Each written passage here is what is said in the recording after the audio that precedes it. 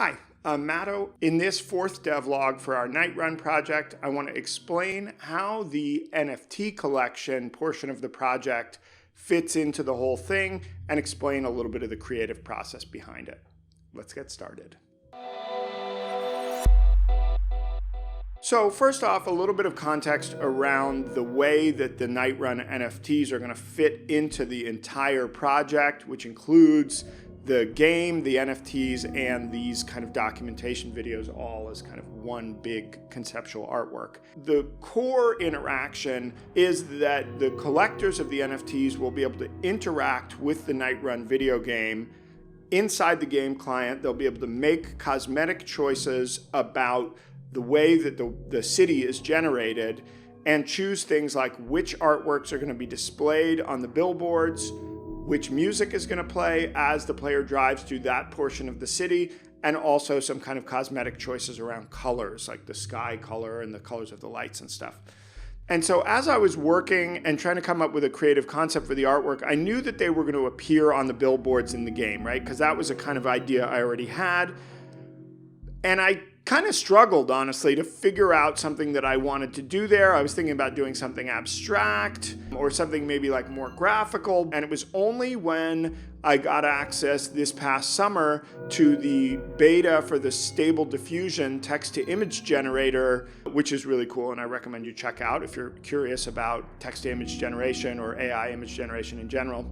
And I got access to that. Well, first of all, Stable Diffusion was just much more powerful than Midjourney, which was the previous AI image tool that I had been working with and is what I used to generate the images for The Idea Becomes a Machine. There was just like a feeling of raw power in it in terms of its kind of capability to represent things.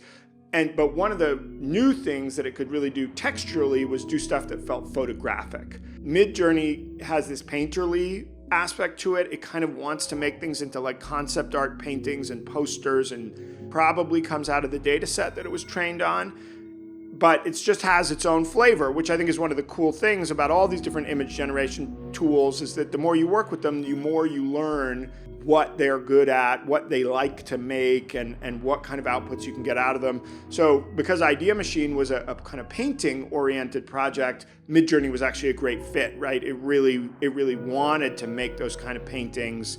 And then when I got access to Stable Diffusion, I realized, oh wow, this thing wants to make photographs or is capable of making photographs. And that was a really interesting creative unlock. And actually, I had been talking to a friend of mine who's a musician that I've known for many years, John Von Segern, and he was actually doing some stuff creating images for his band called Liminal Shade, who I recommend that you check out. He was playing around with fashion ideas. He was pulling in like generating kind of band photos in the style of Rick Owens, which I thought, whoa, that's really cool. I'm someone who's a kind of a fan of fashion. I thought, wow, this is an interesting way to play with fashion ideas almost as a kind of a stylist, but obviously not having to have access to this huge wardrobe of clothes, and to kind of be able to put together kind of fashion-like photography.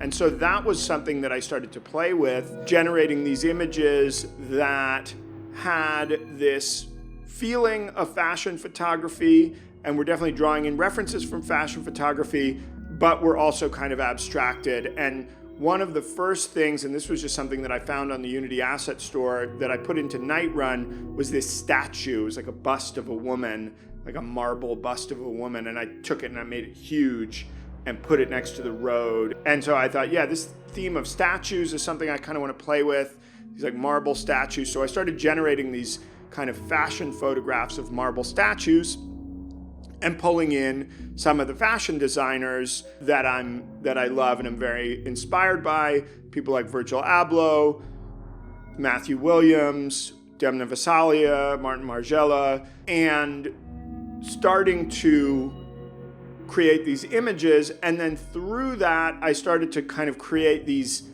different kinds of images, right? They started to take on the images started to kind of separate from each other. And then I divided into these two sets of two black marble statues and 2 white marble statues. So creating this kind of symmetry, starting to kind of define a visual language around each of these 4 clusters. And I started to kind of think of them as almost like imaginary fashion brands or fashion houses. And then through that process, I came to kind of assign them. Fashion has this kind of seasonal nature where we do collections in each season of the year. And so I thought it would be interesting to assign each one to fall, winter, summer, and spring. So I generated, I don't know, a couple thousand of these images and was kind of collecting them and sorting through them. And then when Ivano Salonia joined the project as a designer, he and I have now been trying to really take each of those and build them into this kind of speculative brand. And through that, I've kind of developed this story around it, which is the idea that in this empty city, in the distant future, there are these kind of 4 AIs, which are long descendants of AIs who were controlling luxury fashion houses in the past, but now we're in this world in the deep future where basically all the humans have vanished and these AIs are still there creating these billboards with these kind of strange images, dreaming about the history of their adolescence as kind of luxury fashion brands and putting these images out into the city that the player is driving past and seeing. And that there are these almost like corrupted fashion brands that have like gone to seed over like years and years of being alone in this empty city. And so we right now are in the process of developing the visual language around each house. We've got kind of selections of the photos narrowed down. There are probably still some photos that I need to create. We're kind of working to build a visual language around each house, and then that is going to be what manifests into the token art. So we're building these 2048 by 1024 billboard layouts, which will have a logo, some of the photographs, maybe a little bit of graphic treatment, and will kind of represent each of the houses. And those will be equally divided across the tokens of the collection. And so I think it'll be a cool way to give the entire collection a feeling of diversity, right? This is one risk in NFT projects, is that if you have a limited number of traits and things can get very samey very quickly, right? That everything kind of feels very self-similar. So I think this will be a good way to operate against that. And so that's kind of in progress now. We've got a lot of the photography done, the kind of latent space photography, stable diffusion, imaginary photography, and we're kind of in the process of making graphic layouts. So I'll come back and actually talk a little bit more about that design process. I think that may be interesting in a future video and share kind of how we've thought about it. But yeah, that's where we're at. As always, thank you so much for watching. I really appreciate you spending a little bit of time with me, and I will see you in the next video.